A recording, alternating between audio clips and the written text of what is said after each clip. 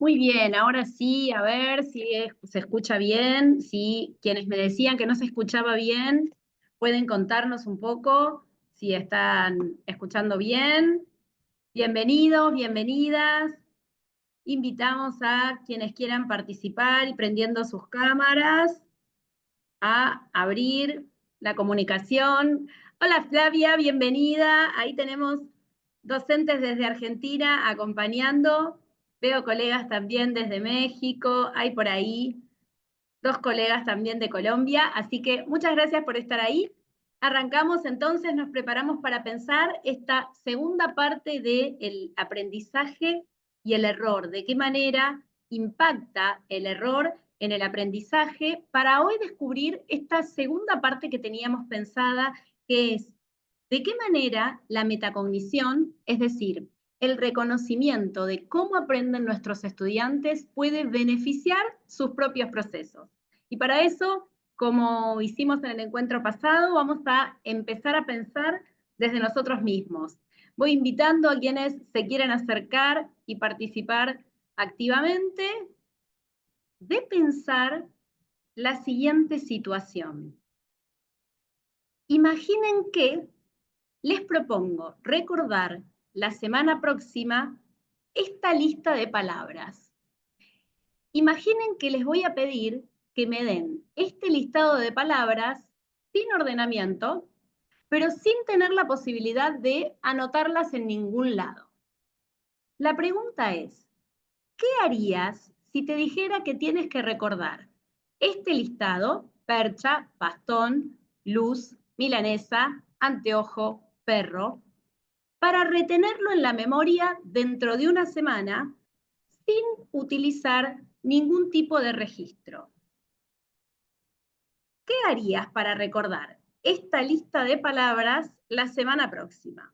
A ver, como siempre, bienvenido, Carlos. A ver, buenas noches. Hola, Antonieta. Por ahí están diciendo si escuchan.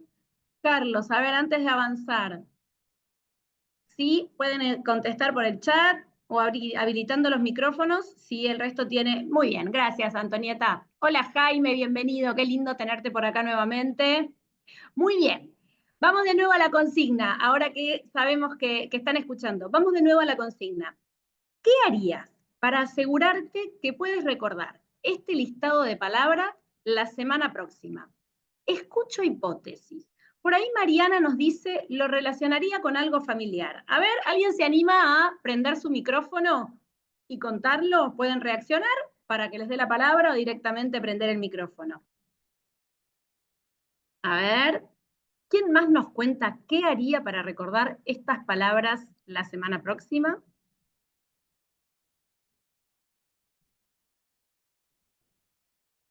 ¿Qué harías para recordar este listado de palabras la semana próxima?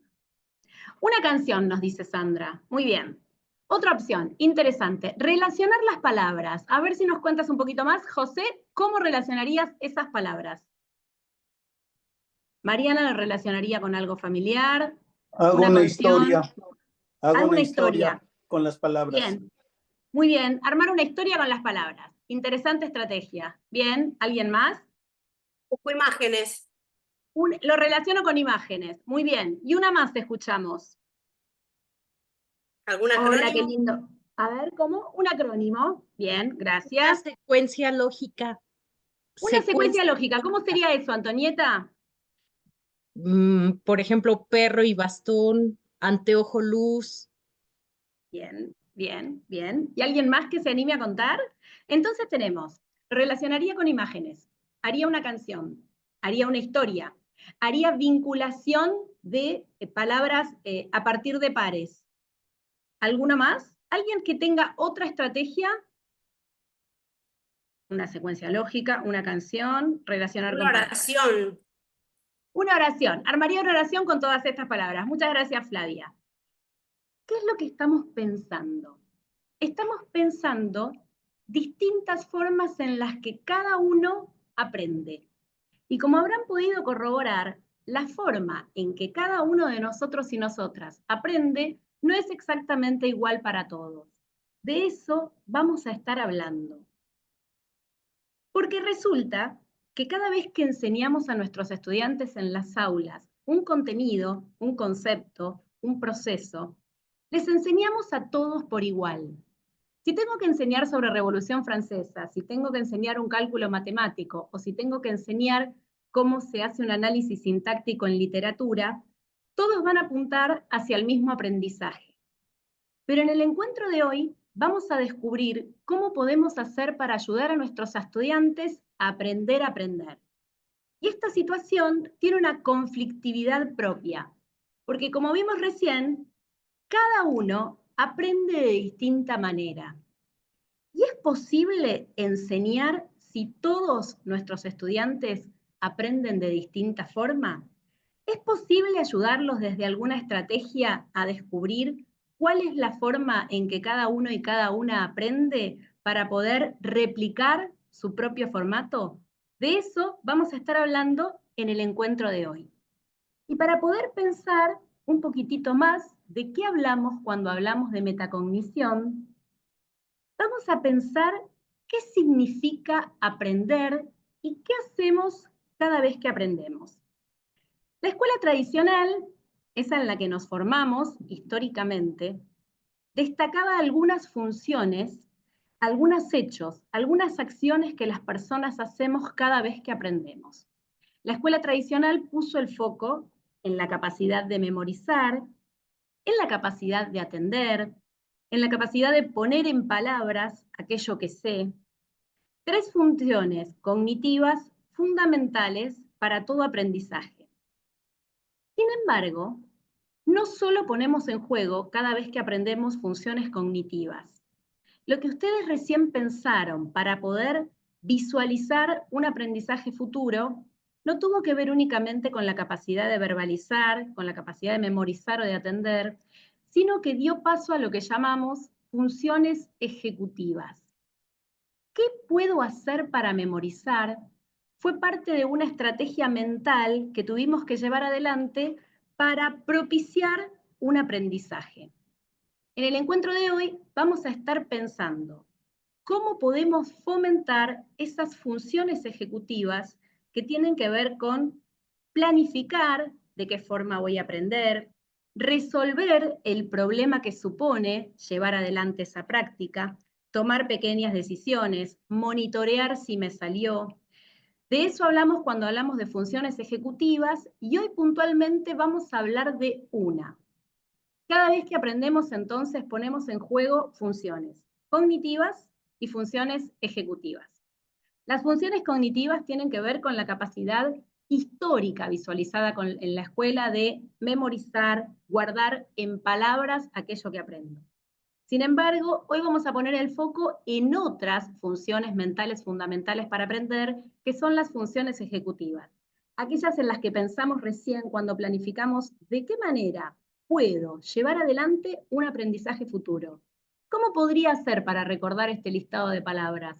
Una canción, una imagen, una historia, una vinculación conceptual. Cada uno pensó en las funciones ejecutivas que más les sirven históricamente en su modelo de aprendizaje. Y de eso hablamos cuando hablamos de metacognición. La metacognición, entonces, es una capacidad ejecutiva, la capacidad ejecutiva superior que ponemos las personas cada vez que aprendemos.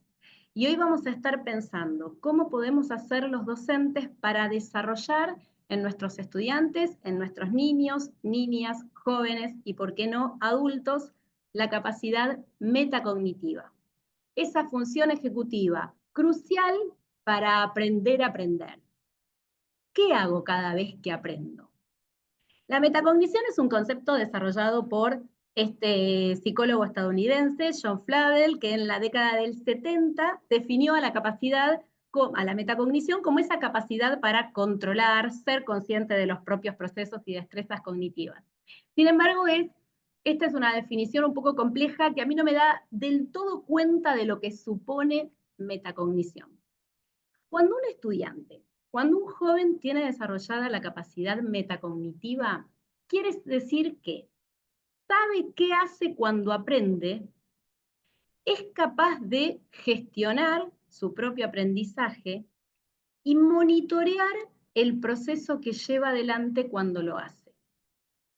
Esto quiere decir que cuando nuestros estudiantes son capaces de decirnos, profe Senio, no estoy entendiendo, o me parece que no estoy prestando atención, o puedo llegar a hacer algo para memorizarlo, está desarrollando esta capacidad fundamental del aprendizaje, como es la metacognición.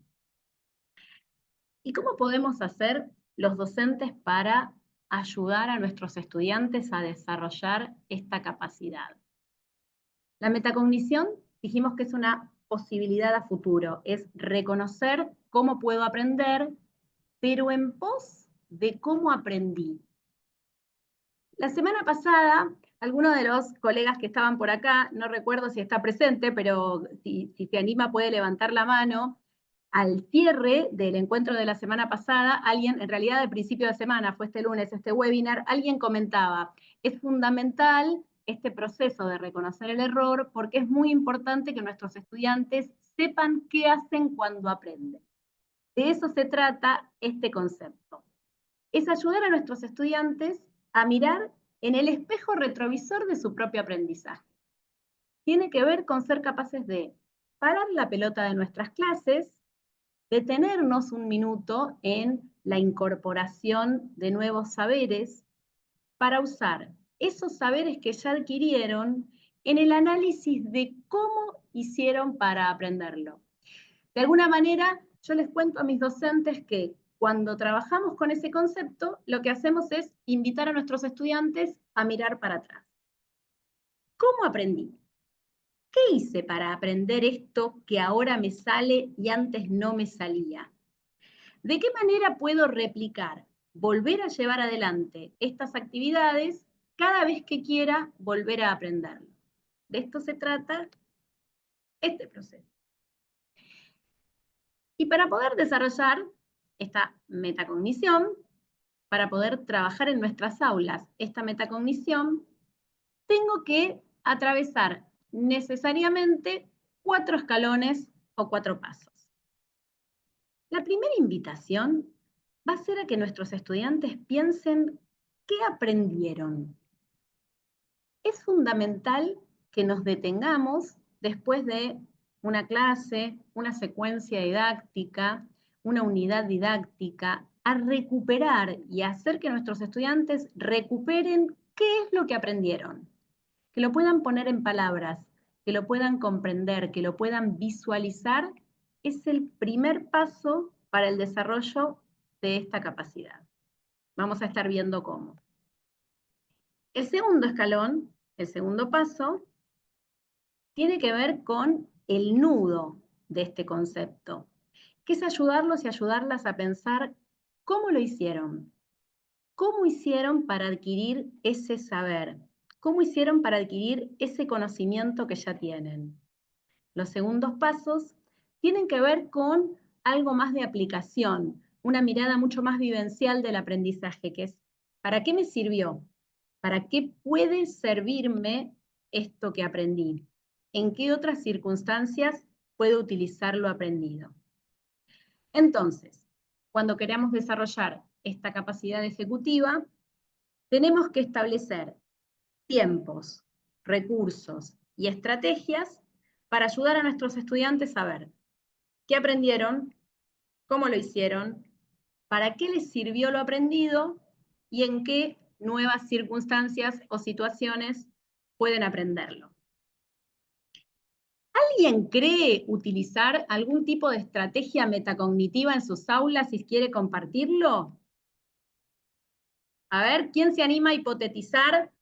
La semana pasada aprendimos que el error es parte del aprendizaje. Eso quiere decir que no hay vergüenza en equivocarse. A ver, ¿quién se anima a compartir lo que cree que hace para lograrlo? Francisco, te escuchamos. Doctora, mire, yo pienso que lo primero es dar la palabra al niño, la oportunidad de que externe, exprese, posterior una explicación, un planteamiento dado, cómo lo entendió o por qué no lo entendió, ¿sí? Y yo lo mencionaba la semana pasada, Ahí que está. Sí, Nos damos, creo que caemos en ese error los maestros, el no permitir ese momento, porque estaríamos hablando de retroalimentar, ¿verdad? Si no damos esa pie a ese momento en el que el alumno exprese con sus propias palabras el cómo lo entendió o por qué no lo entendió, allí está una estrategia, ¿sí? Como para mí, como la excelente, muy bien. estrategia. Bien, muchas gracias, Francisco. Esto que dice Francisco es elemental. La necesidad de dar la palabra al estudiante para que pueda contarlo. Pero también es cierto que muchas veces aquel que no comprendió o que tiene dificultades para entender un concepto, difícilmente ponga en palabras que no lo entendió.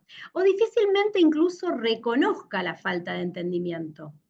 Por eso existen algunas estrategias que nos pueden ayudar a esta necesidad que correctamente y explícitamente marca Francisco, que es ayudar a nuestros estudiantes a poner en palabras qué aprendieron y cómo lo hicieron. ¿Alguien más que quiera compartir? Creo estar haciendo esta estrategia. Mientras tanto voy al chat. En la fase de qué aprendí. A ver, sí.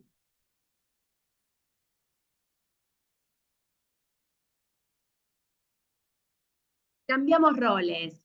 Yo soy la alumna, me encantó esa opción. Y ellos los docentes. Y te tienen que contar qué aprendieron. Me encantó eso, me encantó esa estrategia, Flavia. Muy bien, vamos a conocer algunas estrategias probadas por la evidencia, como suelo contarles, probadas quizás por el Proyecto Cero de Harvard, por alguna investigación en España, por alguna muestra áulica que haya dado evidencia de que ese recurso puede servir. No como recetario, sino como disparador de nuevas formas para pensar. ¿Cómo hago para ayudar a mis estudiantes de cualquier nivel, inicial, primaria, secundaria y, por qué no, superior, para poner en palabras y reconocer qué aprendieron? Una de las estrategias más clásicas y que realmente suele dar resultados óptimos es la famosa rutina del semáforo. Cuando terminamos una clase o una secuencia, o por qué no, un proyecto, si estamos trabajando con ABP, que sé que lo están trabajando mucho en México, proponerles que llenen este formato. ¿Cómo lo llenan? Les pedimos que en el verde escriban y verbalicen todos aquellos conceptos o aprendizajes que les quedaron muy claros. En el amarillo tienen que escribir aquellos conceptos que quedaron medianamente claros, o aquellos aprendizajes, aquellas capacidades, que les parece que tienen que seguir trabajando para aprenderlo realmente. Y finalmente, en el rojo, aquello que aún no se logró aprender, aquello que necesitan seguir trabajando. Fíjense que es fundamental cuando un niño o un adolescente puede reconocer estos 3 niveles de aprendizaje para este primer escalón. Es un ejercicio de autoevaluación, nos dicen por ahí. Sí, claro, es un ejercicio de autoevaluación que nos va a servir para seguir avanzando. Rutina del semáforo. Se puede hacer en un gran afiche para niños no verbalizados. Acá yo tenía la semana pasada gente de nivel inicial, tranquilamente lo puede hacer la docente, o lo pueden hacer cada uno de los estudiantes en sus propios cuadernos. Segunda opción, también que surge del Proyecto Cero de Harvard, la famosa rutina titulares. ¿Cómo es esto? A la hora de cerrar una propuesta didáctica, les pedimos que imaginen que son redactores de un periódico y tienen que escribir el titular de una noticia que exprese qué pasó en esa clase o qué pasó en esa secuencia didáctica de una semana, por ejemplo. Con la salvedad de que en el título tiene que decir cuál fue el aprendizaje central. Y en el subtítulo o copete debería decir lo que aún no se ha aprendido. Esta es una opción que realmente suele generar respuestas muy originales, la uso incluso a nivel de universidad y puede ser muy efectiva. Otra opción tiene que ver con una de mis favoritas, la evaluación figuro-analógica. Recuerden que a través del grupo, especialmente para todos los estudiantes concretamente de la Universidad CUT, yo les voy a pasar un archivo con links donde van a poder encontrar más ejemplos de todos los recursos que hoy estemos trabajando. ¿De qué se trata este recurso de Angélica Sátiro de evaluación figura analógica?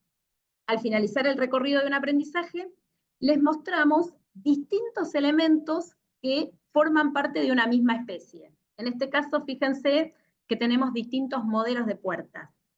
Y los invitamos a identificar su propio proceso de aprendizaje con alguno de los elementos que hay ahí.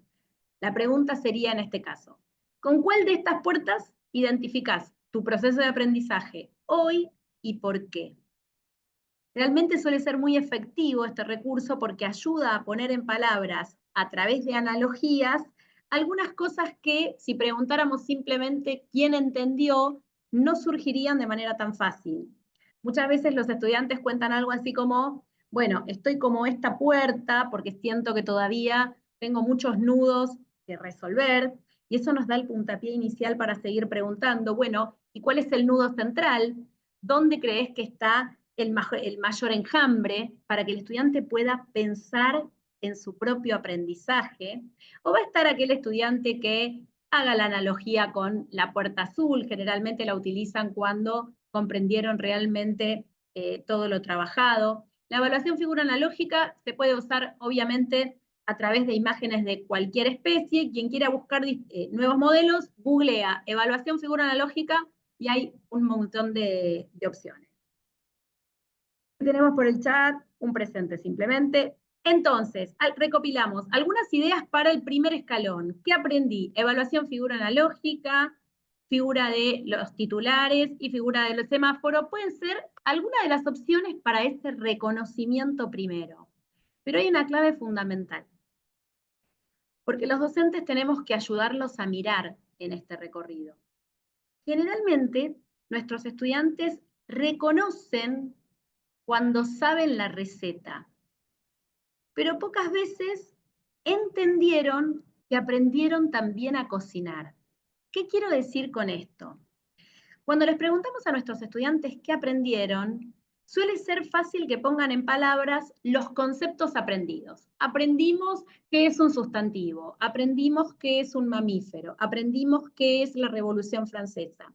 Eso tiene que ver con el aprendizaje de la receta, que no está mal, pero es una parte del aprendizaje. Es importante que como docentes les mostremos qué otras cosas aprendieron aparte de esa información adquirida. ¿Qué habilidades, qué destrezas, qué capacidades pudieron adquirir a partir del desarrollo hecho? Aprendieron a comparar, aprendieron a hipotetizar, aprendieron a sacar conclusiones, aprendieron a graficar mediante esquemas. Cuando los ayudamos a visualizar este tipo de capacidades, apuntalamos la posibilidad de que puedan volver a replicarlas en nuevas situaciones. ¿Por qué?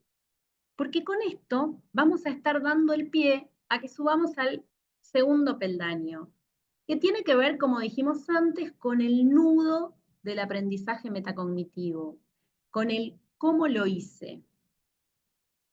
¿Se imaginan el valor y el poder que puede tener para cualquier persona que haya reconocido haber atravesado un aprendizaje verdaderamente complejo, la posibilidad de entender, pude hacerlo, y para hacerlo, lo hice bien? ¿Cuánto valor puede tener que un estudiante pueda reconocer cómo logró graficar una isobara o una isoterma? ¿Cómo logró llevar adelante una fórmula química? ¿Cómo hizo para comprender una función y graficarla? ¿Qué estrategias cognitivas puso en juego para diseñar o redactar un texto argumentativo? Cuando nuestros alumnos son capaces de verbalizar cada una de las operaciones mentales que pusieron en juego para llevar adelante este aprendizaje, aumentamos la posibilidad de que pueda volver a aplicarlas en nuevas circunstancias. Vamos a pensar cómo lo hacen. ¿Cómo ayudamos a nuestros estudiantes a pensar cómo aprendieron? Y lo primero que tenemos que ayudarlos a pensar es que para aprender, lo primero que hay que hacer es prestar atención. Y es importante que seamos conscientes de qué tan atentos estamos a la hora de llevar adelante un proceso. Y antes de seguir, voy a invitar a ver qué tan atentos están y atentas están en este momento a la clase que tenemos presente, para reconocer nuestra propia atención. ¿Qué tanto nos cuesta atender? Esa es la pregunta que le vamos a hacer a nuestros estudiantes en este segundo apartado. En el cómo lo hice, cómo aprendí, lo primero que hice es atender. ¿Qué tanto te cuesta atender? Y para ver qué tanto les está costando atender a ustedes, invito a mirar fijamente la pantalla. En este momento, la invitación es a que todo el mundo prenda los micrófonos, todos los que puedan participar prendan sus micrófonos, y de manera rápida, activa, me cuenten de qué color es esta palabra. Vamos, rápido. ¿De qué color es esa palabra? Verde. No veo pensar. ¿Cómo? Café. Café. ¿De qué color es esta? Rojo. ¿De esta? Amarillo. ¿Esta? Naranja. Bien. Negro. Violeta. Muy bien. Hubo algunas confusiones, ¿no? Vi por ahí que el verde era rojo, que el rojo era marroncito. Interesante. Este juego, muy bien, muchas gracias por participar. Hay algunos que han estado muy atentos y otros que no tanto.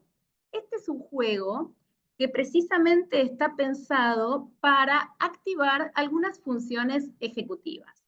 ¿Qué es lo que podemos hacer en el aula si no tenemos pantallas como esta para activar la atención cuando la atención cae? Bueno, podemos hacerles, por ejemplo, invitarlos a operar en espejo y les decimos que tienen que hacer lo que les decimos, pero no hacer lo que ven. Entonces les decimos levantar la mano izquierda y nosotros levantamos la mano derecha, dar un paso para adelante y nosotros damos un paso para atrás.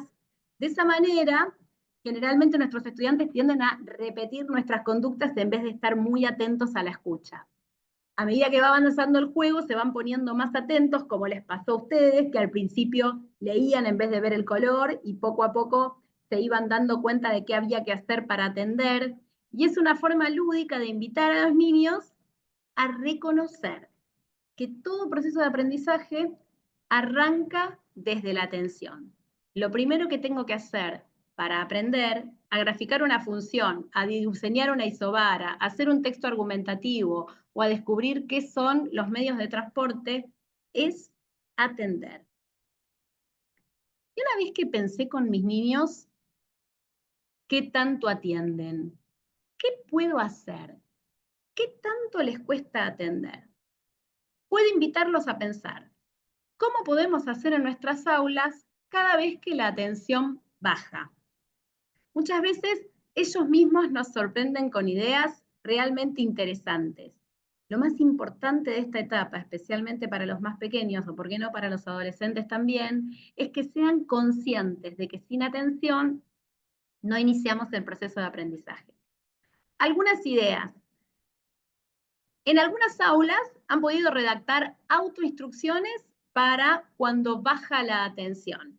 ¿Qué ideas se les pueden ocurrir a los propios estudiantes para seguir el proceso de atención cada vez que ésta decae?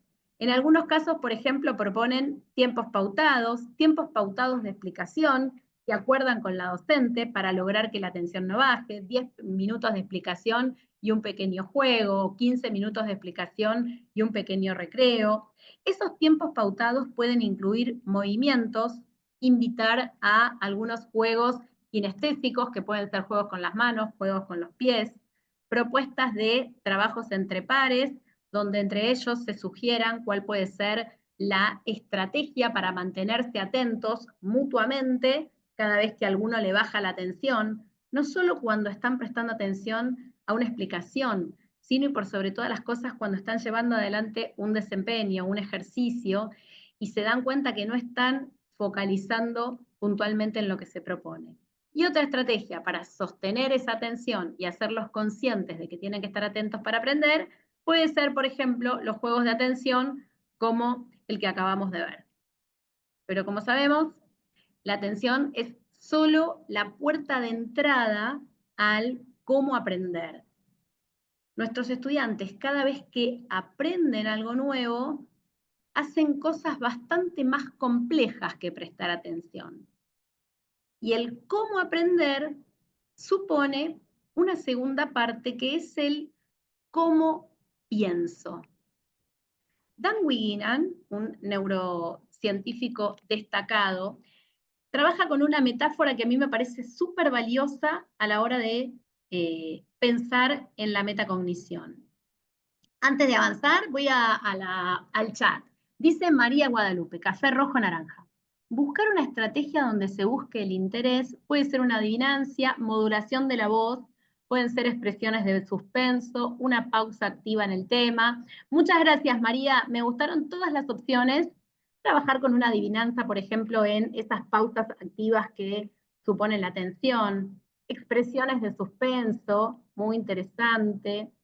Modulación de la voz me invita a contarles una nueva investigación de la mano de la teoría de la carga cognitiva. Ustedes saben que se comparó explicación de dos docentes prácticamente utilizando las mismas palabras, pero en un caso el docente utilizaba gesticulación manual y gestos faciales, y en el otro no los utilizaba. Se sacó como conclusión, hubo un contundente avance de evidencia, ahora voy con los recreos cerebrales, que aquellos docentes que gesticulan, que usan gestos, que utilizan las manos, cada vez que enseñan, reducen la carga cognitiva de sus propios estudiantes. Los mensajes acompañados de gesticulación significativa son mucho más fáciles de entender que aquellos que no tienen movimiento de manos o movimientos faciales. Con lo cual, para aumentar la atención y disminuir la carga cognitiva, hablar con gestos. En primer grado lo utilizo muchísimo, sí, es muy propio de primer grado. Supongo que hablas de estos juegos atencionales y por ahí algo de recreos cerebrales que Antonio seguramente ya participó en alguna otra capacitación. Muy bien. Muchas gracias. Avanzamos un poquitito más en lo que supone el metapensamiento.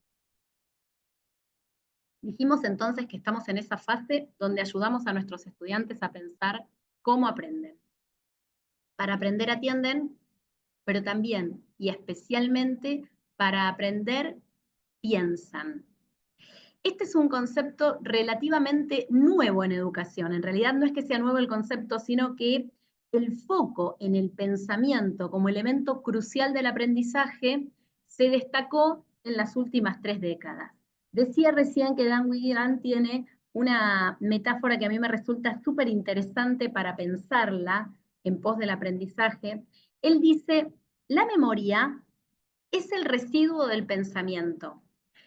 En estos últimos tiempos se ha hablado mucho de emoción y es realmente significativo el aporte que tienen las emociones en el guardado de la memoria.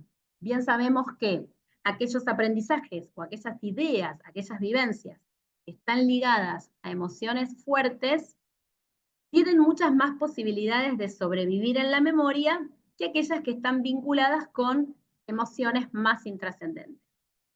Pero lo cierto es que no siempre los docentes podemos vincular estrategias o vivencias áulicas a emociones poderosas. Tenemos, además de esa posibilidad, la posibilidad de aumentar las posibilidades de que una idea quede en la memoria utilizando el pensamiento. ¿Por qué? Porque en palabras simples, cuanto más pienso en algo, más posibilidades de guardarlo en la memoria de largo plazo tengo. Si yo quiero que mis estudiantes recuerden un aprendizaje y no se les escape, una de las grandes estrategias que tengo a la mano, no siempre tan utilizada en las aulas, es hacerlos pensar en esa idea desde distintos caminos, con distintos recursos, con distintas estrategias. Porque la memoria es el residuo del pensamiento. Más pienso en algo, más posibilidades tengo de guardarlo en la memoria de largo plazo. Entonces, para poder desarrollar esta capacidad metacognitiva, tengo que lograr 2 cosas fundamentales en el aula. 1, hacerlos pensar en lo que estoy enseñando. Si simplemente hablo y nunca interpelo, van a ser menores las posibilidades de que piensen sobre eso. Si simplemente hablo y no les hago hacer con eso que hablo, voy a estar disminuyendo las posibilidades de que piensen comprometida y activamente en eso. 1, los hago pensar. 2, les hago visible la forma en que piensan. Cuando hacemos visible la forma en que piensan, ayudamos a desarrollar esta capacidad metacognitiva. Pero ¿cómo puedo hacerlo en las aulas? A ver, ¿quién se anima a hipotetizar? ¿De qué manera podría hacer visible la forma en que nuestros estudiantes están pensando? ¿Cómo puedo ayudarlos a que vean qué están pensando y cómo lo hacen? A ver, ¿alguien tiene una idea? ¿Alguien tira fruta, como decimos acá en Argentina? En México tienen una frase parecida y nunca me la acuerdo. Pero vamos con eso. Francisco. Recuerda mucho esto que usted plantea aquí, hace ya bastantes años, yo pienso que por ahí un poquito más de 40, por ahí. No hagamos cálculos. Un maestro que tuvimos cuando apenas empezaba esto de las computadoras, nos estaba enseñando el lenguaje binario con el que trabaja los ordenadores. Entonces, ¿Sí? dice, pero quiero, para que entiendan esto, me van a explicar paso a paso, lo van a escribir, no me lo van a decir. Escríbanlo en su libreta, paso a paso, cómo llegas a la culminación de un proceso.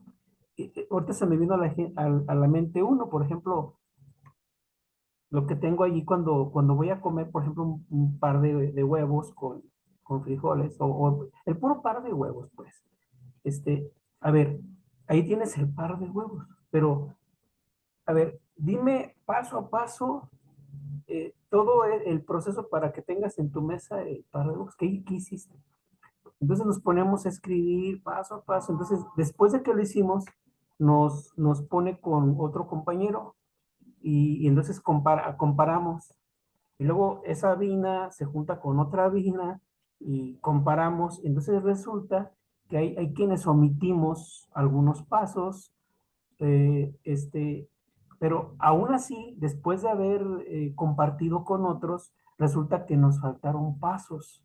Entonces, es tan minucioso, pero ¿cómo lo hacemos nosotros de manera muy mecanizada todo, que no tomamos conciencia de todo lo que hacemos? Es como, por así decirlo, el conocimiento el legado del conocimiento que en la actualidad tenemos, cómo llegó hasta nosotros de manera, pues como lo obtenemos, no cómo fue evolucionando o sea, el trabajo que costó pues llegar hasta acá, que ahora lo tenemos a la mano, ¿sí? Entonces lo mismo es cuestión de los procesos que realizamos.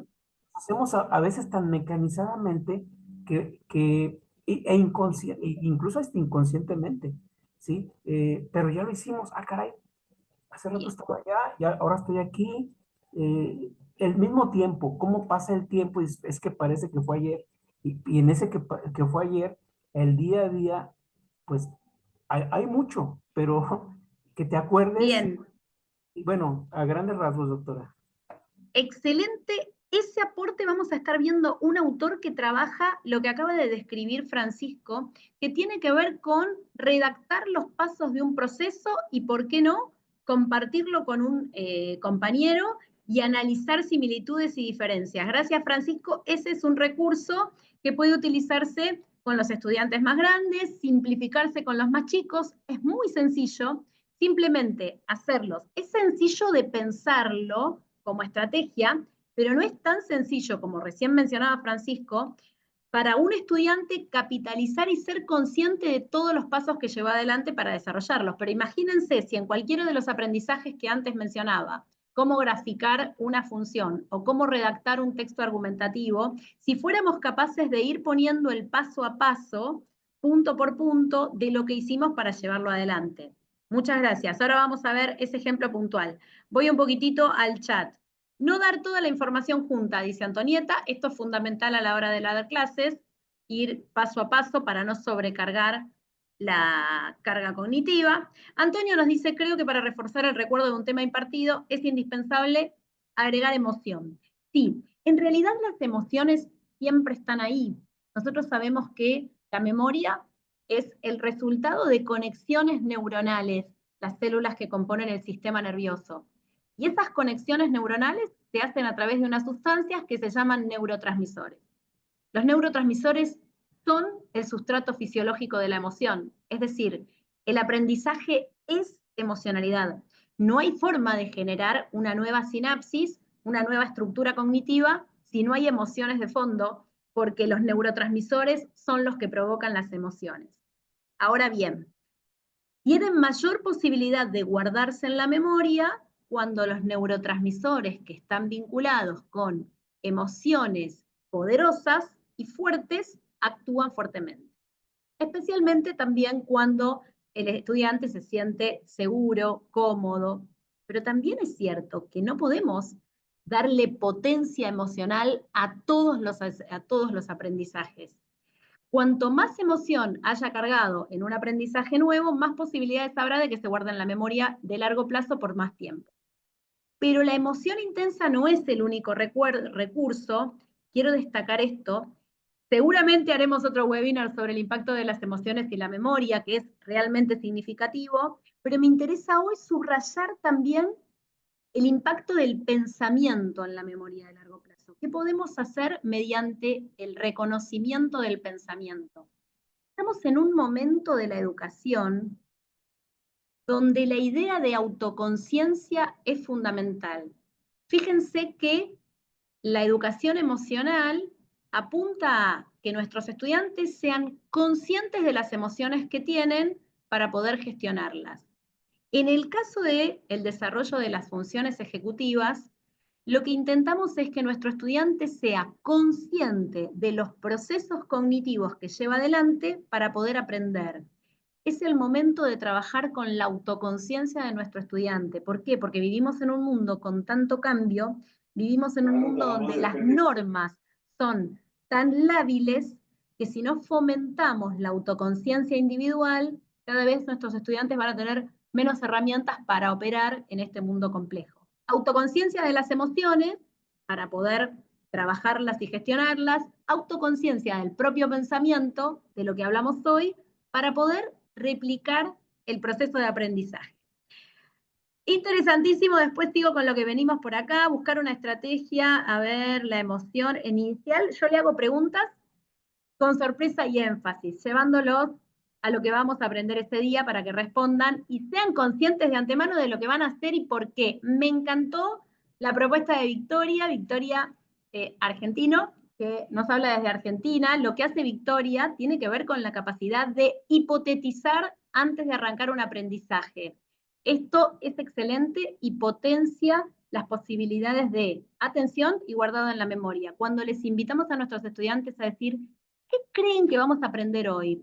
¿Qué suponen que es la metacognición? ¿Qué creen que habrá pasado con San Martín luego de que cruzó los Andes? ¿Cuál les parece que será el resultado de este cálculo? Cuando los invitamos a hipotetizar, antes de que arranque el proceso de enseñanza, estamos aumentando las posibilidades de desarrollo metacognitivo. El programa de desarrollo de Margarita Sánchez, muy bien, Francisco, en otro momento hablaremos de eso, pero está muy vinculado a esto que estamos viendo. Entonces, pensamos estrategias para hacerlos pensar en lo que estoy haciendo y hacerlos visibles. Han mencionado algunas muy interesantes, les muestro otras. Dijimos que lo primero que tengo que hacer para que mi estudiante aprenda cómo aprender es hacerlos pensar, o lo segundo, es hacerlos pensar en eso que les estoy enseñando. ¿Y cómo los hago pensar en lo que les estoy enseñando?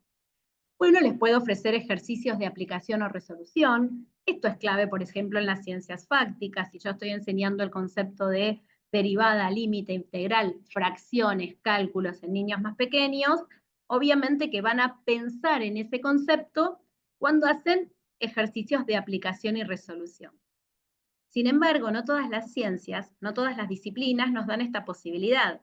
A veces enseñamos conceptualizaciones que es difícil que piensen en eso en su utilización, ¿no? Yo recién hablaba de Revolución Francesa o Revolución Industrial o teoría de Marx o qué son los medios de transporte o la ecología. Entonces ahí cuando podemos invitarlos a pensar mediante distintas estrategias o capacidades cognitivas, como invitarlos a comparar dos conceptos, dos cuentos, dos ideas, invitarlos a hipotetizar qué podría pasar si, qué creen que ocurrirá, cuál será la consecuencia de esto. Invitarlos a juzgar y opinar sobre eso que están aprendiendo, no solo que reciban la información, sino que interactúen subjetivamente con ella, es decir, que opinen y juzguen, presentar en diferentes formatos o crear a partir de. Si enseño Revolución Francesa, no solo les pido que respondan preguntas de la mano de un libro, respondiendo la misma teoría que aparece en ese libro, cuándo fue la Revolución Francesa, quiénes fueron sus participantes, cuáles fueron causas y consecuencias, sino que podría hacerles que comparen la Revolución Francesa con la Revolución Industrial, hipotetizar qué creen que hubiera pasado con las revoluciones latinoamericanas si la Revolución Francesa no hubiera ocurrido. ¿Cuál creen que fue el rol de la mujer en la Revolución Francesa? ¿Podrían hacer una historieta contando los pasos de esta revolución? ¿De qué manera podrían representar lo que sabemos, que no fuera simplemente por redacción, hacer un dibujo, un TikTok, una canción? Ejemplos que sin duda han utilizado en sus aulas y son el primer paso del cómo aprender, pensando en eso que aprendí. Ahora, es importante, dijimos, hacer visible esos procesos que llevamos adelante. Recién mencionaban la posibilidad de redactar los pasos. Y existen unas estrategias didácticas de la mano del Proyecto Cero de Harvard, probadas por la evidencia, que han dado cuenta de efectividad para ayudar a nuestros estudiantes a visualizar cómo piensan. Estas estrategias son las llamadas rutinas de pensamiento, que han sido presentadas en primera instancia en este libro de Ron Richard, Hacer visible el pensamiento. ¿Qué son estas rutinas de pensamiento?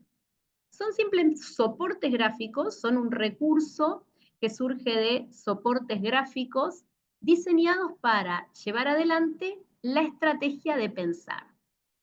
Hablamos de estructuras gráficas, soportes ya prediseñados. Si ustedes googlearan rutinas de pensamiento, se van a encontrar con cuadros de distinta naturaleza, como las que ahora les voy a mostrar. Estos soportes gráficos tienen la finalidad de propiciar el pensamiento complejo, el pensamiento profundo, las distintas habilidades cognitivas como comparar, analizar, hipotetizar, preguntar. Permiten visualizar la forma en que pensamos y promueven el trabajo colaborativo o el trabajo en equipo. Hablamos entonces de estrategias que potencian la posibilidad de visualizar la forma en que nuestros estudiantes piensan, llamadas rutinas de pensamiento. Estas rutinas de pensamiento promueven el pensamiento complejo, permiten la visualización y son interesantes para el docente porque facilitan la previsión de recursos. Si yo ya tengo estos cuadros, puedo utilizarlos en mis clases de distinta naturaleza y son fáciles de corregir. Vamos a ver algunos ejemplos. Dijimos que cuando aprendemos pensamos. Cuanto más pensamos, más posibilidades hay de aprender. ¿Y qué hacemos cuando pensamos? Existen distintas formas de pensar, distintas estrategias cognitivas que suponen el pensamiento. Puntualmente, hoy les voy a hablar de el pensamiento crítico y la resolución de problemas. Estas dos rutinas de pensamiento son estructuras gráficas que facilitan y promueven la visualización de qué es lo que hacemos con nuestra mente cada vez que pensamos críticamente o resolvemos un problema. Y también vamos a ver cada vez que comparamos. ¿Qué supone pensar críticamente? Pensar críticamente supone reconocer lo evidente, descubrir lo que veo o lo que escucho, pensar sobre eso que vi y escuché, y luego preguntarme, interpelar, cuestionar. Esos 3 pasos mentales que supone el pensamiento crítico se pueden graficar con facilidad en esta rutina de 3 columnas que se llama Veo, pienso, me pregunto. ¿Cómo la trabajamos? Les podemos mostrar a nuestros estudiantes una pequeña imagen o un video corto que hable del tema que queremos trabajar y los invitamos a llenar en la primera columna aquello que descubren como evidente, aquello que ven en esa imagen o en ese video. En la segunda columna, ¿qué piensan sobre eso que vieron? Es importante que en esta columna estén trabajando con cuestiones objetivas y en esta con cuestiones más personales, más subjetivas. Acá pueden poner opiniones y acá no. Y en la tercera columna, cuestionarse. ¿Qué preguntas les surgen a partir de eso que vieron y eso que pensaron? Cuando nuestros estudiantes pueden visualizar qué hacen cuando piensan críticamente, pueden replicarlo nuevamente. Yo puedo utilizar esta estrategia para invitarlos a hagan un pensamiento crítico de este discurso. Lleven adelante pensamiento crítico a partir de esta canción o este artículo periodístico. ¿Y qué tenemos que hacer? Bueno, tienen que captar lo evidente, vincularlo con lo que saben y hacer inferencias propias, y a partir de ahí cuestionarse y preguntarse. La visualización del recorrido ayuda y aumenta la capacidad metacognitiva. ¿Qué hago cuando pienso críticamente? Miren esta. Muchas veces escuchamos a los docentes decir que los alumnos, por ejemplo, no saben comparar. ¿Cuántas veces decimos, les pedí que comparen 2 autores, a Marx con Hegel? Yo soy profesora de ciencias políticas, así que siempre se me vienen a la cabeza los ejemplos de ciencia política. Les pido que comparen a Marx con Hegel, y en vez de compararlos, simplemente me describen a uno y me describen al otro. Entonces después no saben comparar. ¿Cómo podemos propiciar el pensamiento metacognitivo de la comparación? Les mostramos, les hacemos evidente qué hace nuestra mente cuando comparan. ¿Y qué hace nuestra mente cuando compara? Esta rutina que vemos acá, la rutina compara y contrasta, lo deja claro. Les pedimos que en este cuadro coloquen de un lado un concepto y en el otro otro. Puede ser Marx, Hegel, puede ser mamíferos con ovovivíparos, puede ser función lineal con función exponencial. Cada uno sabrá determinar qué conceptos elige comparar en su clase. En este cuadrante tienen que señalar en qué se diferencian, en qué se parecen ambos conceptos. En estos cuadrantes, poner en cambio en qué se diferencian, atendiendo a categorías diferentes, a categorías diversas que ellos mismos tienen que poner, en relación al origen, en relación a sus consecuencias, en relación a la vinculación. Y finalmente, un resumen de lo que opinan en cuanto a lo que se parecen y en cuanto a lo que se diferencian.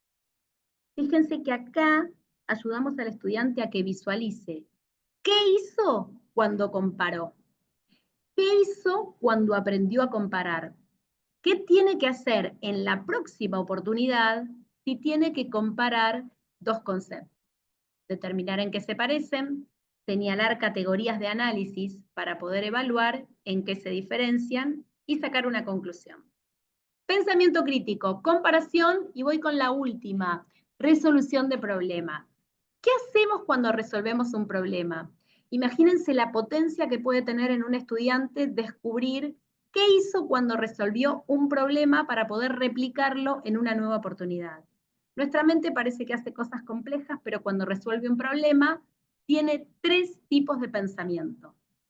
Lo primero que hacemos para resolver un problema es describirlo, reconocerlo como tal, en un pensamiento analítico. En este gráfico les pedimos que en este cuadrante describan el problema que trabajamos. Podríamos trabajar en un proyecto de ecología, en un proyecto de bullying, algo que estemos trabajando al respecto.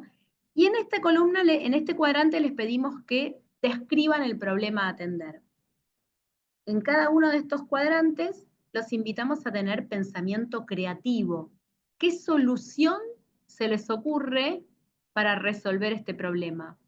Pensamiento descriptivo, pensamiento creativo, y finalmente, en este cuadrante tienen que pensar cuál de todas las soluciones es la mejor. Pensamiento crítico de selección. 3 pasos de lo que hacemos cada vez que resolvemos un problema. Invitamos con estas estructuras a poner a nuestros estudiantes frente al espejo de su propio pensamiento y por lo tanto frente al espejo de su propio aprendizaje. Acá tenemos otra rutina, causa-efecto, que invita precisamente a vincular entre causas y efectos de distintos hechos. Es una rutina muy específica para aprendizajes de tipo histórico. Avanzamos con un ejemplo más. ¿Alguien había usado rutinas de pensamiento? ¿Alguien que quiera compartir si las conocía, si les resultaba interesante? Las rutinas de pensamiento son todo un mundo didáctico por descubrir. Son aplicables a todos los niveles, inicial, primario y secundario, y potencian las habilidades cognitivas de comparación, análisis, pensamiento crítico. A quienes no las conocen, invito a descubrir ese mundo. Pueden googlear o pueden buscarme en cualquiera de los recursos que después les comparto y les facilito material sobre rutinas de pensamiento para aplicar en cualquier nivel. Y acá tenemos otro de los caminos para potenciar el cómo aprenden, vinculado con este investigador, William Carroll, que propone la teoría de los 3 pasos. En realidad está muy vinculado a lo que antes nos compartía un colega. Por ahí alguien escribió un poquito la pantalla, no pasa nada, pero fíjense si pueden darle marcha atrás al que se le escapó, si no, no pasa nada. Y es este enfoque de los 3 pasos. ¿Qué dice William Carroll? Cuando los docentes enseñamos algo, cuando llevamos adelante la enseñanza de un proceso complejo, en líneas generales lo hacemos en 2 pasos. En una primera instancia, les mostramos cómo llevar adelante la resolución de un ejercicio. Y en el segundo momento, les pedimos que resuelvan ese ejercicio. Esto sería una dinámica didáctica de 2 pasos. Les mostramos en la pizarra o en el dispositivo que tengamos cómo resolver el ejercicio, cómo llevar adelante la ejecución de una actividad educativa, y luego les pedimos que lo resuelvan en función de eso. Sin embargo, después de múltiples investigaciones que comparan la ejercitación en 2 pasos y la ejercitación en 3 pasos, se han dado cuenta de que los 3 pasos son mucho más eficientes para el desarrollo metacognitivo, para ayudar a nuestros estudiantes a apoderarse de su propio aprendizaje. ¿Cómo es esto? William Carroll dice, incorporemos en el medio un paso intermedio.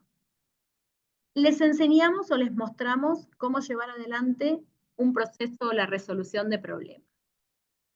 Les pedimos que se expliquen entre ellos por qué ese método es eficiente y cómo se llevó adelante. Y una vez que han podido verbalizar cómo se llevó adelante este proceso, ahí sí les pedimos que lo ejecuten. ¿Por qué? Porque cuando trabajan en 2 pasos, aumenta la carga cognitiva. El estudiante tiene que pensar, por un lado, cómo es que ese mecanismo o ese proceso funciona y cómo llevarlo adelante. Concretamente, imagínense que les estamos enseñando a nuestros estudiantes a graficar una función. Si lo hacemos con este paso, el estudiante intentará directamente llevar adelante en lo personal el mismo proceso que hizo el docente. En este paso, incorporamos un momento metacognitivo. El docente explica cómo se grafica una función. Acá piensan entre ellos, ¿cómo es que el docente graficó la función? ¿Qué pasos llevó adelante? ¿Por qué llevó adelante este paso? Son conscientes de esos procesos, como recién contaba el colega compañero. Son conscientes de los pasos a llevar adelante y consolidan esa información. Para finalmente, en el tercer paso, ejecutarlo. Fíjense que es algo de extrema simpleza didáctica, pero que no siempre hacemos y que realmente empodera al estudiante en su proceso de aprendizaje. En síntesis, se trata de aumentar la conciencia del proceso de aprendizaje.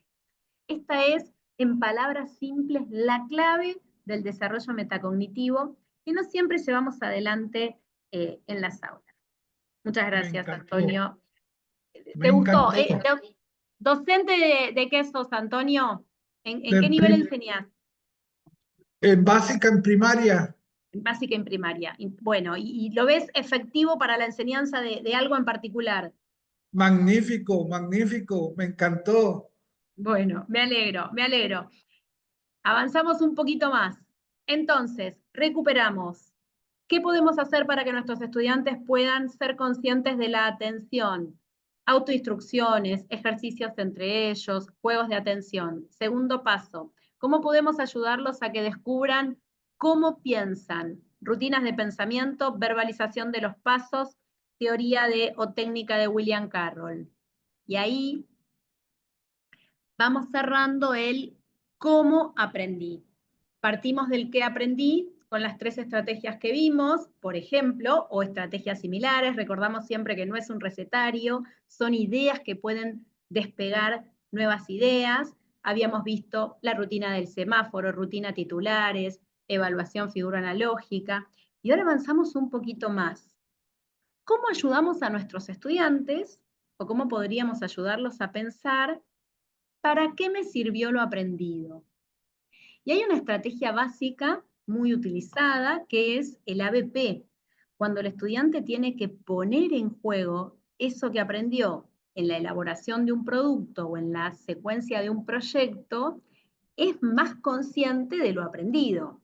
Si yo tengo que llevar adelante una obra de teatro que represente la Revolución Americana, o tengo que hacer un folleto en idioma extranjero utilizando los conceptos que aprendí, soy más consciente de para qué me sirvió o me puede servir eso que aprendí.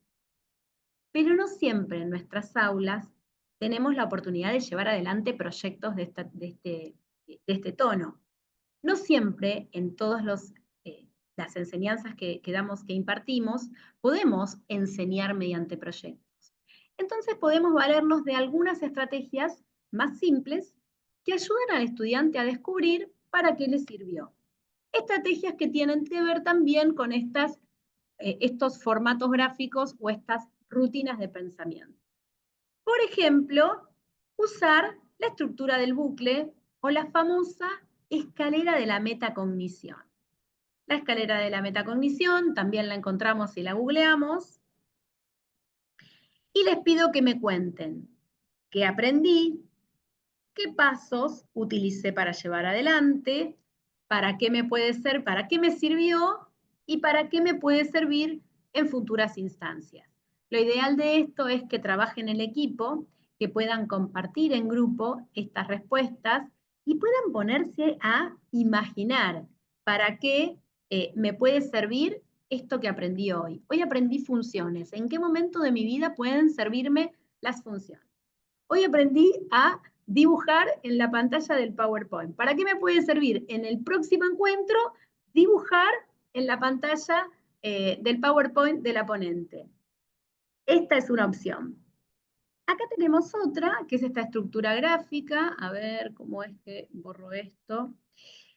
Que tiene que ver con que en distintos cuadrantes nuestros estudiantes pongan ¿qué quiero continuar aprendiendo de esto que aprendí? Esto sería ideal, por ejemplo, para este encuentro que le quedan unos pocos minutos para continuar.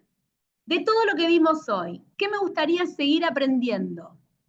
¿Qué voy a retomar más tarde? ¿Qué decido dejar a un lado porque no me va a servir? ¿Y qué quiero incorporar en bucle? Es decir, ¿qué voy a seguir implementando de esto que aprendí?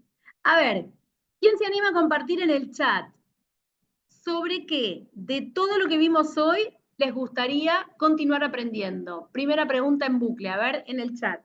¿Sobre qué? Hagamos metacognición de lo que aprendimos hoy. ¿Sobre qué de todo lo que vimos les gustaría seguir aprendiendo?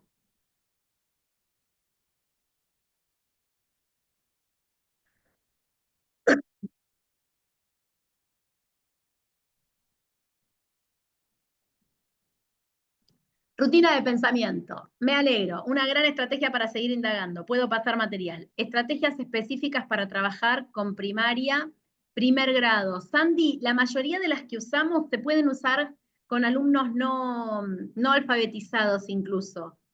Son eficientes también. Puedo pasarte material al respecto. Conocer más actividades que se puedan aplicar en el salón. Bien. Rutinas de pensamiento, interesante. Podríamos hacer otro webinar sobre rutinas de pensamiento. Acerca de despertar el interés en preparatoria, que parece no gustarles nada.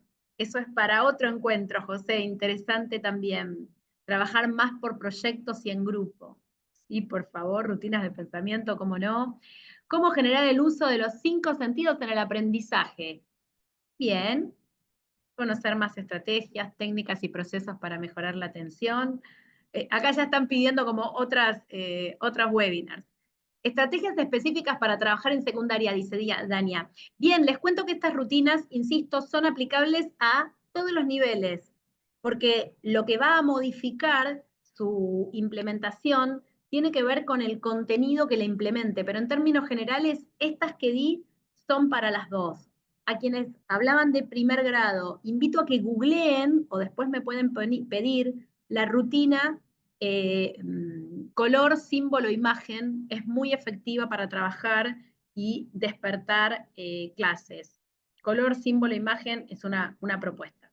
¿Cómo favorecer la metacognición en los estudiantes? Es algo que vamos a seguir viendo. Rutinas de pensamiento en preescolar. Laura, te invito también a conocer color, símbolo, imagen. Googleenla, que les puede servir.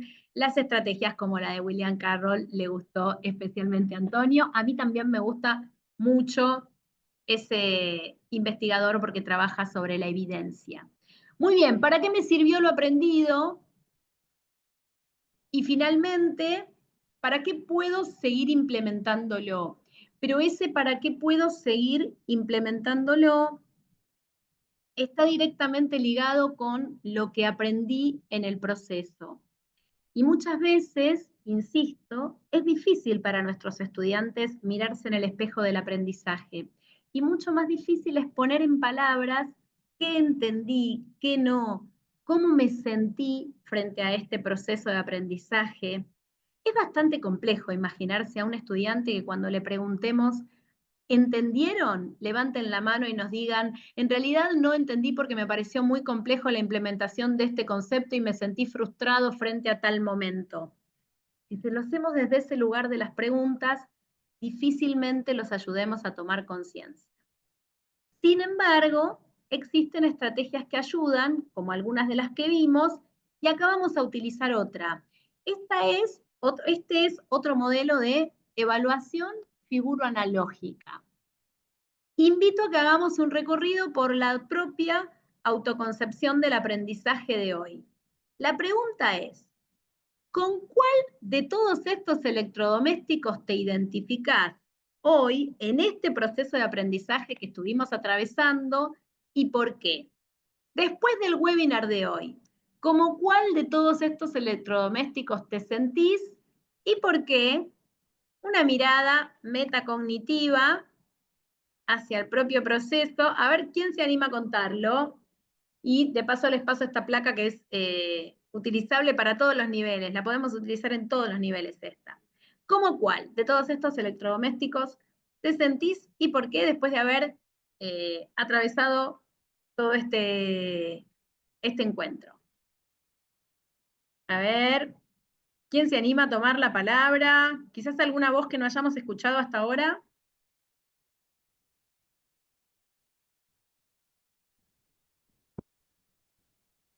Vamos por el chat.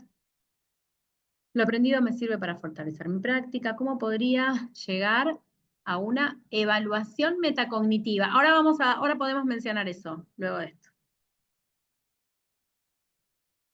A ver, ¿quién se anima a identificarse con un electrodoméstico? ¿Cómo se siente y por qué? Yo. A Este, ver, Ara, te escuchamos. tal vez con la estufa que tiene la ollita encima, porque después Sí, de toda, pues no sé, de todas las estrategias, la información, pues como que todo eso se tiene que cocinar para que finalmente pues se reproduzca o se implemente en las aulas. muy bien, muchas gracias, Sara. A ver, ¿alguien más?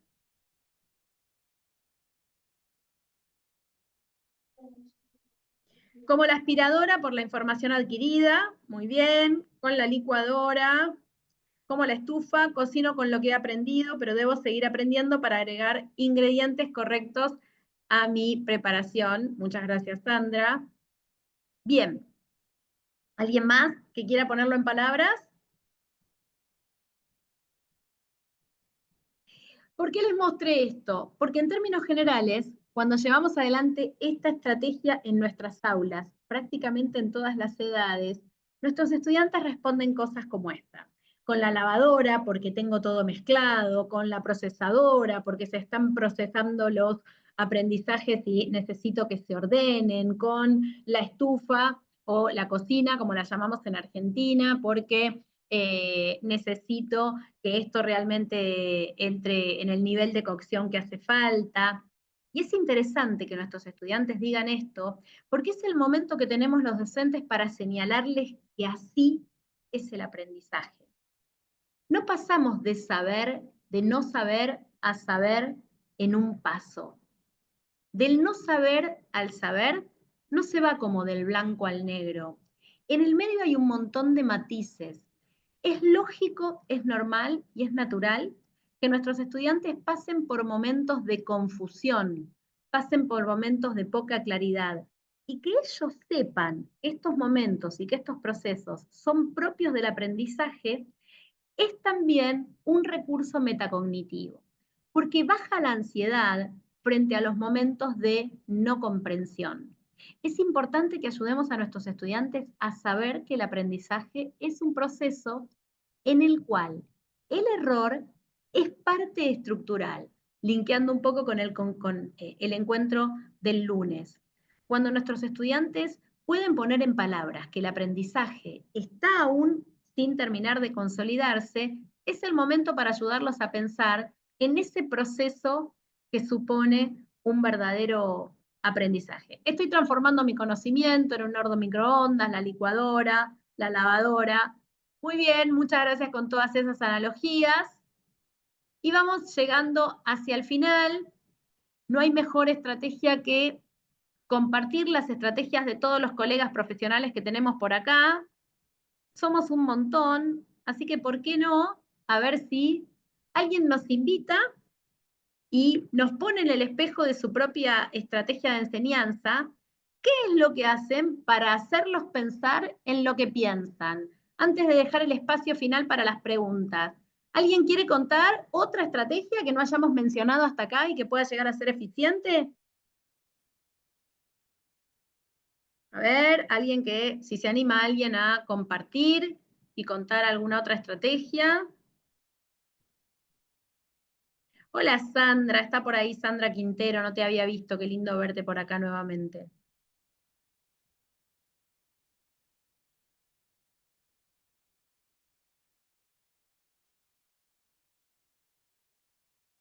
Bueno, y entonces, a ver, tenemos por ahí en el chat, cuadro S4, me encantaría saber de qué se trata, Pamela, a ver si te animas a dar la palabra, el interrogatorio, motivarlo a seguir creciendo, gracias Ricardo. Me gustaría, Pamela, conocer ese cuadro.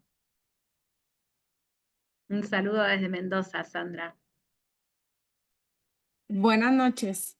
Hola, buenas noches. Pame, te Bueno, escuchamos. bueno, aquí utilizo ese cuadro. Es un cuadro que es de 3 columnas, donde la primera columna se refiere a lo que sé en base al tema que se esté trabajando.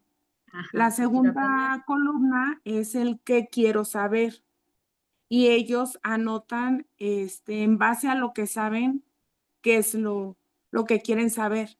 Y ya después de un proceso de un proyecto, de alguna actividad o un tema, al final escriben qué aprendí. O sea, de pasar a qué sé, qué quiero saber y qué aprendí. Excelente, gracias, Pame. Esa estructura, que también es una rutina de pensamiento, es ideal para este primer paso metacognitivo, que es ¿qué aprendí? Es ese primer escalón. Verifica el estudiante el haber pasado de un no conocimiento a un conocimiento mayor. Efectivo también, muchas gracias, Pame. María Dolores dice, por ejemplo, utilizo la mayéutica, les contesto con puras preguntas para que ellos mismos se den la respuesta. Trabajo con universitarios. Interesante, también lo podemos utilizar en todos los niveles. Es fundamental para invitar al pensamiento complejo que los docentes no demos tan fácil la respuesta. La pedagogía de la pregunta es un recurso ideal para lograr que ellos sigan interpelando y sigan pensando de manera compleja, con lo cual esta propuesta de María Dolores es interesante. No ofrecer la respuesta construida, sino seguir interpelando. Y ahora sí, un último espacio para preguntas, dudas, si alguien se quiere sacar duda el antes y después, lo que pensaba al inicio, solía pensar y ahora pienso, gracias Flavia.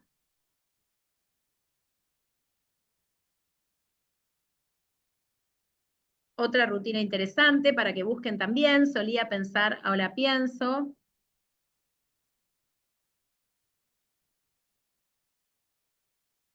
Y un último espacio para preguntas, antes de empezar a despedirnos. A ver.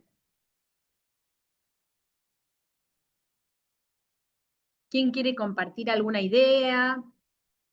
¿Alguna pregunta? ¿Alguna búsqueda de algún recurso que le parezca interesante aplicar?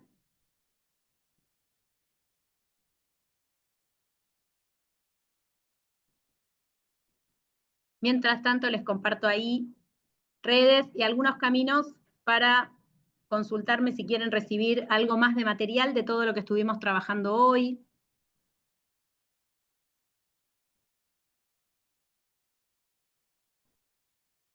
¿Estamos? Nos empezamos a despedir entonces. Observación y comparación. Nos dice Sandra, supongo que se trata de alguna estrategia que utiliza. Bien, muchas gracias. No sé si estás haciendo una consulta o compartiendo una estrategia. ¿Algún autor que nos ayude con la estrategia de pensamiento? Sí, claro. Imagino que estás hablando de rutinas de pensamiento. Ahí te escribo. Ron Richard. Y puedo facilitarles, si me buscan por Instagram o por Facebook, me mandan por mensaje privado, les puedo pasar el libro de las rutinas de pensamiento. Si no, googlean rutinas de pensamiento. También pueden buscar a Perkins, ahí les estoy escribiendo por chat. Un autor muy interesante para seguir leyendo sobre este concepto, y si no, insisto, me pueden pedir y les paso el PDF original de rutinas de pensamiento. Y si no, por acá tienen un librito que también trabaja por ahí abajo, clases de hoy en escuelas de ayer, también tiene algunas rutinas de pensamiento. Veo, pienso, me pregunto, excelente estrategia para el pensamiento crítico, sí. Que nos pide la nueva escuela mexicana, sí, claro, la nueva escuela mexicana está atravesada por esta propuesta, muy efectiva. ¿Cuáles son las señales de que un alumno está realmente desarrollando la metacognición? No solo está repitiendo información. Me encantó esta pregunta, Flavia. ¿Qué indicadores tengo de que mi estudiante está desarrollando metacognición? Una de las cosas, uno de los caminos más efectivos que tengo para alcanzar esta evidencia es preguntarles, ¿qué te hace decir eso? Generalmente cuando nuestros alumnos nos dan una respuesta, esa respuesta a veces nos damos cuenta por el tono, si es repetitiva o no es repetitiva, pero si no podemos seguir interpelando con esta segunda pregunta. ¿Qué te hace decir eso? ¿cómo llegaste a esta conclusión? Y ahí nos vamos a estar dando cuenta si hay una construcción de proceso o una repetición. No obstante, la metacognición tiene distintos niveles. Que un niño no es lo mismo lo que le podemos pedir a un chico de 14 años que lo que le vamos a pedir a un nene de 6. Si un nene de 6 nos puede poner en palabras qué aprendió hoy, ya está desarrollando esta primera faceta metacognitiva. Si puede decir qué hizo en la actividad de hoy y lo pone en palabras, ya está desarrollando capacidad metacognitiva. Hermosa pregunta. ¿Puede compartir los libros en PDF al grupo del CUT? Sandra, supongo que sí. Supongo que sí. Puedo compartir el bibliorato de las rutinas de pensamiento. Después hablo con Arlette. Los otros libros ya no, los de Ron Richard y de Perkins ya no, porque ahí ya hay derecho de autor, pero si los googlean en PDF los pueden conseguir y si no me piden a mí y se los paso. A ver, así nos vemos las caras antes de empezar a despedirnos, a ver si alguien más quiere hacer una última pregunta, o no tan última, no hay problema con el tiempo, simplemente no quiero cerrar dejando a alguien con ganas de seguir indagando o compartiendo algo que quiera saber o decir. Yo tengo una duda. ¿Cómo no, Kelly? Te escuchamos.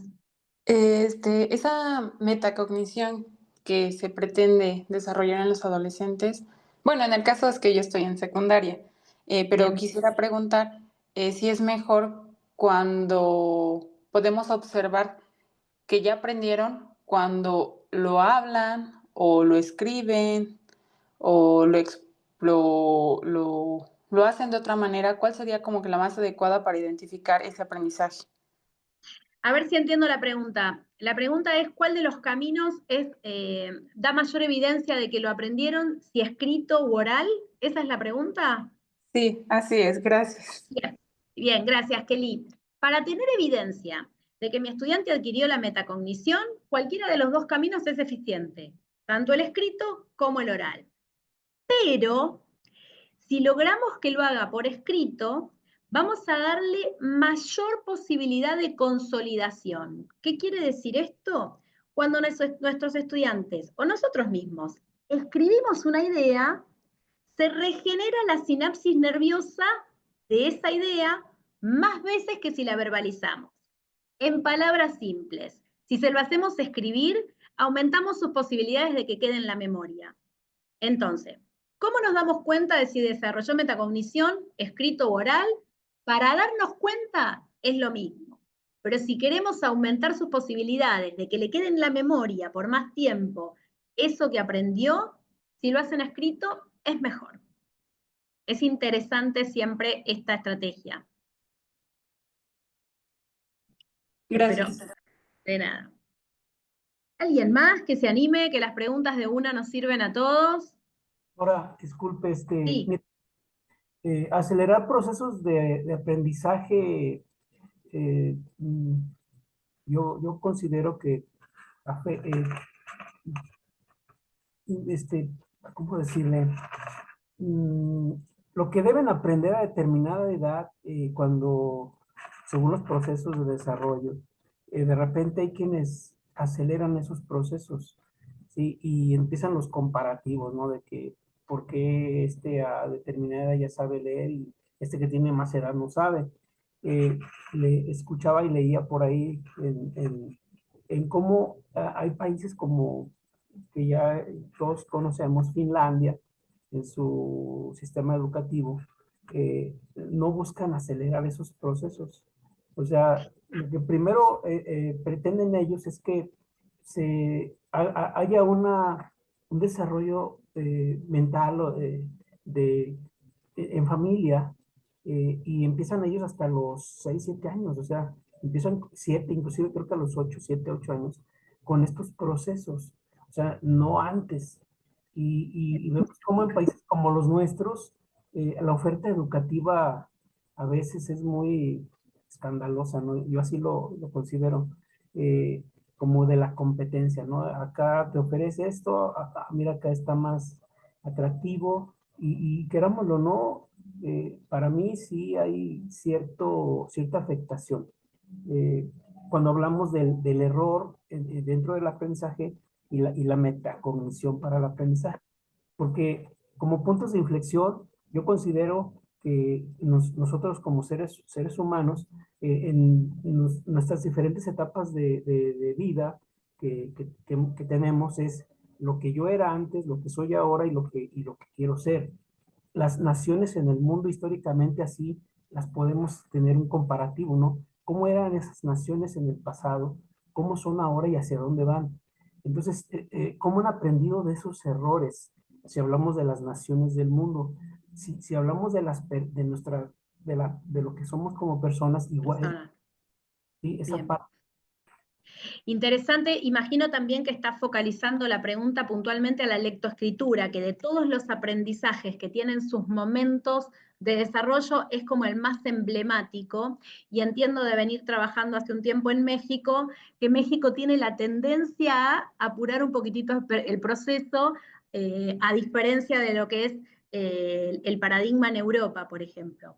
En realidad lo que dice la neurociencia cognitiva, la evidencia recopilada hasta acá, es que las estructuras neurocognitivas de un niño que suponen el aprendizaje de la lectoescritura, que son muchas, porque tiene que ver con los lóbulos prefrontales, con lo que supone la estructura visual, con lo que supone el área de Wernicke, no importa eso, pero son muchos circuitos. Esas estructuras se terminan de definir recién pasados los 6 años. Agilizar o apurar el proceso antes de que estén mielinizados los axones, ¿esto qué es? Yo recién les hablaba de la sinapsis nerviosa, ¿no? Un aprendizaje supone la unión de neuronas. Esas neuronas se unen mediante pequeños lazos de axones. Esos axones necesitan tener una recubierta proteica que se llama mielina, que se termina de realizar realmente pasados los 6 años. Esto es, si yo pretendo que mi niño de 5 años alcance un aprendizaje para el que todavía no tiene la estructura neurocognitiva desarrollada, primero, no lo voy a lograr. Segundo, y más grave, lo voy a frustrar, porque voy a hacerlo entrar en comparación con otros. Entonces, si me preguntan como especialista en neurociencia, si habría que agilizar los procesos apurar los procesos de lectoescritura, no.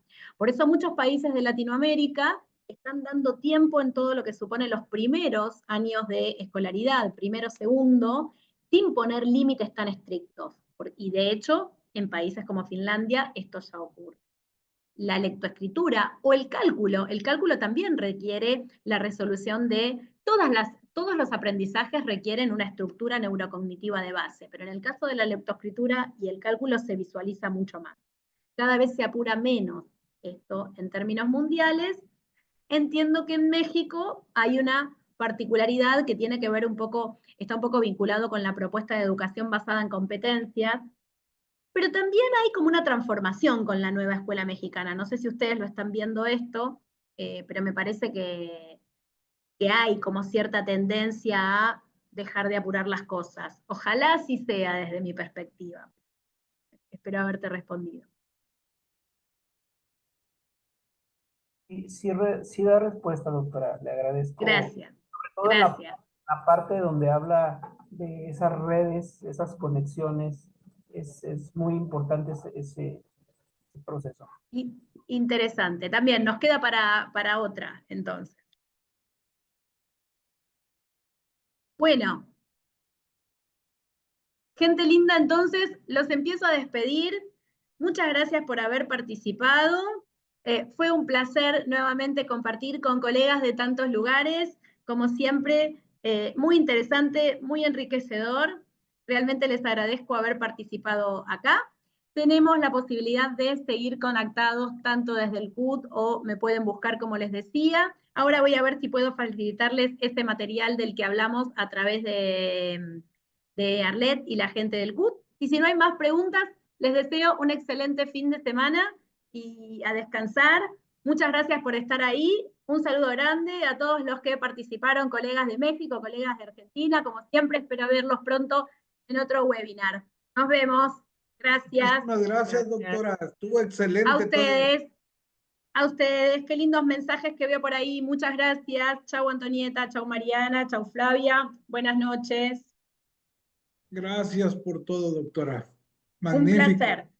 Quedamos placer, bien gracias. enriquecidos. Igualmente.